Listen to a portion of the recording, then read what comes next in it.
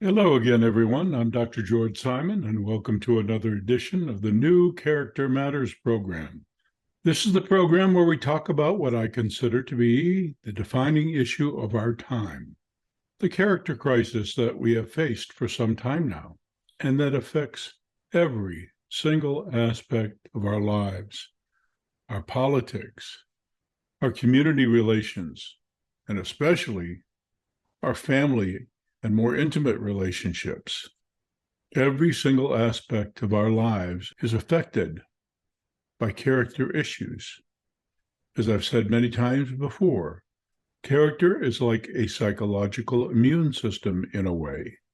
With mature and solid character, we can weather and withstand the inevitable trials and tribulations of life, have the strength to get through them, and without adding to problems ourselves. So perhaps there's nothing more important than character.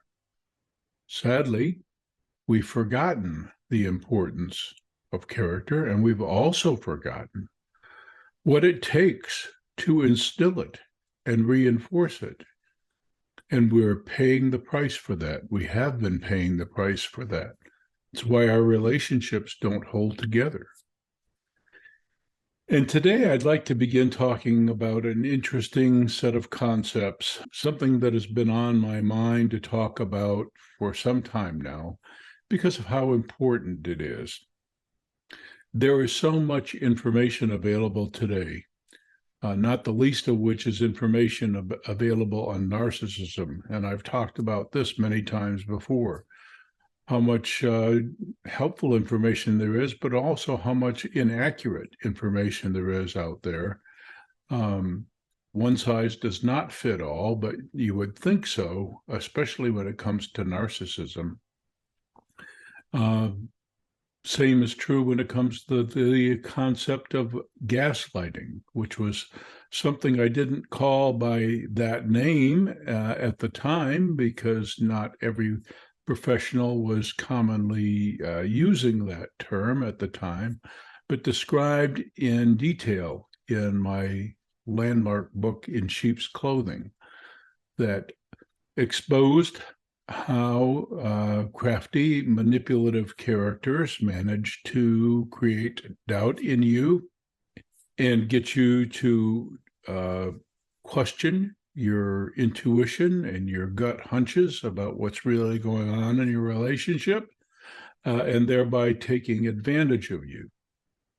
But I want to begin a series that addresses some common misconceptions that have their roots in the misapplication and the misunderstanding of certain terms that have been bandied about quite loosely and for a long time, that unfortunately have lost their original meaning and therefore become quite confusing. And I have to say, I know I run a risk in this, but I have to say, and I have said this also many times in professional training workshops, many times even the best trained helping professionals are among the most egregious misusers of certain terms. And today I want to talk about one of those terms, and in subsequent programs I'll be talking about others. Today I want to begin a discussion about codependency, what it is and what it isn't, and why, more than likely, if you've carried the label, more than likely, the label doesn't really apply. And I'll explain more about that in just a minute. So many terms have come to be misused. They entered common parlance several years ago as more and more folks became acquainted through popular psychology books of one type or another, self-help books. More and more folks became acquainted with various terms. Many more folks who had availed themselves of some kind of counseling with a therapist of some kind or participated in some kind of recovery program or various interventions became familiar with certain terms that are commonly used. Problem is that because the terms are so widely misunderstood and so inappropriately applied so many times, most folks got the wrong idea about them. And I'll be talking about other of these terms in future programs here on Character Matters. Terms you've heard, no doubt, many times before, like denial. Oh my goodness, how that term has been so abused and misused. It's completely lost its original meaning. And most people mistake it for so many other things, but that's another program. Terms like acting out, which is perhaps the most seriously misunderstood term, because in our day and time, it's become synonymous with misbehavior, and it's not. So we'll spend some time talking about that too, and a lot of other terms that I'm sure that you've heard, but unfortunately have been so misapplied and so misused so many times that we think we know what we're talking about, but in fact, we don't. And the same is true of this whole concept of codependency. So I want to give you a little bit of background. And I have written about this on my blog in a recent article. I'm starting a series on it at drgeorgesimon.com. First article has just been published. But suffice it to say that in early addiction research, some very surprising findings came about. We stumbled across this concept of enabling in family systems where a true addict, someone who had become completely dysfunctional because of their dependence, their chemical dependence on a certain substance. And I'll talk about dependence in just a minute. These folks had become so dysfunctional that the management of family finances, the management of all other family enterprises, essential needs, etc., fell to those who were willing to be responsible and who were not in the throes of severe addiction. And because these conscientious folks were willing to pick up all the duties that rightfully belong to the dysfunctional person, they in fact enabled the dysfunctional person to stay dysfunctional. They didn't mean this, but this is just what happened. And an interesting other finding came out of this research, and that has to do with the concept of codependency. You see, in a truly dependent situation, we're not talking about the abuse of a substance. We're talking about true dependency. And by the way, for true dependency to be there, for true addiction to be there, there has to be this phenomenon we know of tolerance and withdrawal. In other words, the person's system has to become so used to the substance being present that it can't function normally without it. This is the phenomenon of tolerance. And a person experiences withdrawal symptoms. They feel horrible when the substance is not present. And that's what sets up the cycle to keep using in a seemingly endless, vicious cycle that's destined eventually to result in serious illness or death. So in such cases, where a person's life is truly controlled by the substance, they are truly dependent upon it. And that's what dependent means. Our words, as I mentioned in the article at drgeorgesimon.com, our words have to mean things. They have to have specific meanings if we're going to communicate our ideas reliably and effectively. For something to be dependent, one thing has to be contingent upon another. One thing has to be completely determined by the other. And in the case of true chemical dependency, the person's emotional state, the addict's emotional and physical states, are entirely determined or dependent upon the presence or absence of the substance in the person's system. That's the very nature of dependency. And in a dysfunctional family where there is true addiction in a party, and yet there are other responsible individuals functioning as best they can within the system, their lives seem to be similarly controlled by the same substance controlling the addict. And that's the part of codependency. In my article, I explain that because our words have to mean things, the prefix co has a specific meaning. And I give the example of co-pilots operating an airplane. Two people, both charged with the same task, making sure that the plane flies properly.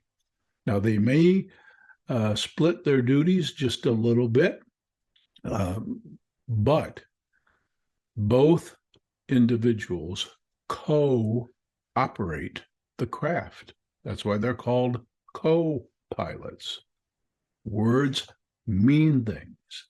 And codependency has to do with the very real phenomenon that in some cases, the substance that's ruining the life and controlling the life of the true addict also seems to control the life of those around them who are trying to keep the family system from going virtually to hell in a handbasket, if you will.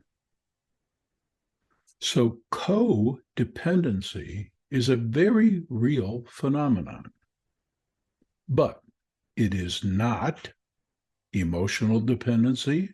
I've written about that, and you can read several articles on the blog at drgeorgesimon.com, and you can find references to that in all of my books. It's also not mutual dependency.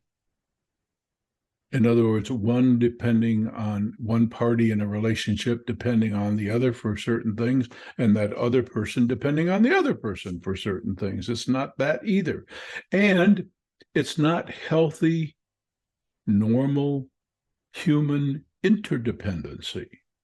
The fact that we are all connected in various ways and can't really completely do without one another because we are social creatures. Naturally, we want to have some degree of independence in our life because too much over-reliance on others to do for us what we need to be able to do for ourselves is not healthy. And that can result in the phenomenon I just mentioned earlier, emotional dependency. But our words have to mean things.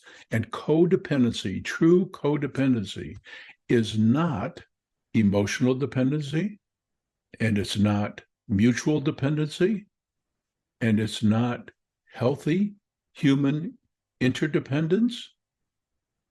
It's also not craftily cultivated and imposed dependence. You know, many people get into a relationship with a covert abuser of one type or another, where that person engineers the situation as a means of possession and control. They craftily and steadily and stealthily engineer a situation where the other party in the relationship ends up being overly reliant for support on the abusive party, so that it becomes harder than it would otherwise be to extract oneself from the situation. And to label such a person who has been the victim of carefully crafted and cultivated imposed dependency, to label such a person codependent, in my view, is abuse all over again.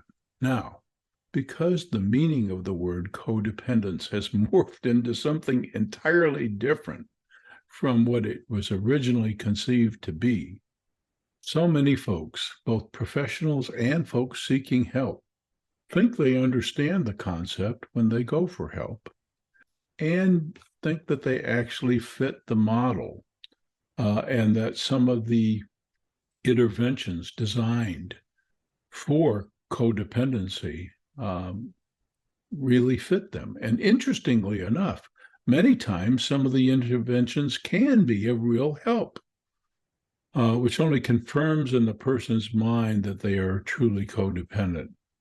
I mentioned in the article at drgeorgesimon.com that I almost always ask the same question when somebody comes to me and has used the term codependent, and I want to test out whether or not genuine codependency is really there, or whether I'm dealing with something else like emotional dependency or imposed, forced dependency created by a stealthy, covert abuser. I almost always ask the question, along with whom? Remember the co-pilot example? Along with whom and upon what are you dependent? That's a diagnostic question. If a person is codependent, they should be able to answer that question. In the case of a true addiction syndrome in a family system, the person would be able to describe how both their life and the addict's life seems to be controlled by the substance in question. But if they can't answer the question, or they look at me quizzically, or with some surprise, or they just stare at me because the question itself seems to make no sense to them, then I know that we're dealing with something else. And I also know that helping them understand that they're dealing with something else is the beginning of their own personal empowerment. So that's why I titled this podcast, You're Probably Not Codependent, or maybe you're not codependent. I haven't decided exactly on the title just yet. And that's because the term has lost its original meaning and is so egregiously misused. I don't think anybody really understands it very well anymore. And that's a sad state of affairs in so many areas of mental health these days. I also hear folks use the term word salad. That's another one. We could talk about all these things, and we will, as I launch into a series on some of the most commonly misunderstood and misused concepts in mental health. And so I hope you'll tune in again next time. I will have an announcement about the specific time and date for our live. It will be a YouTube live event, our live presentation of Character Matters, where you can communicate with me in real time and ask some questions, if you will, or make some comments. And I also hope you'll avail yourself of the series that I'll be writing on the blog at drgeorgesimon.com. That you see the URL at the top there, and avail yourself of all my books, especially my most recent book, Essentials for the Journey. And you might want to give special consideration to character disturbance as well, because it's the only book out there that outlines the entire spectrum of character disturbance, all the various types of nefarious characters you're likely to meet, what really makes them tick, and what especially to look for in the way of assistance when you go looking for help, so that you don't experience that phenomenon we call therapy-induced trauma, where you went for help only to feel worse for the effort. So until next time, I thank you for tuning in. I'm Dr. George Simon. Take care.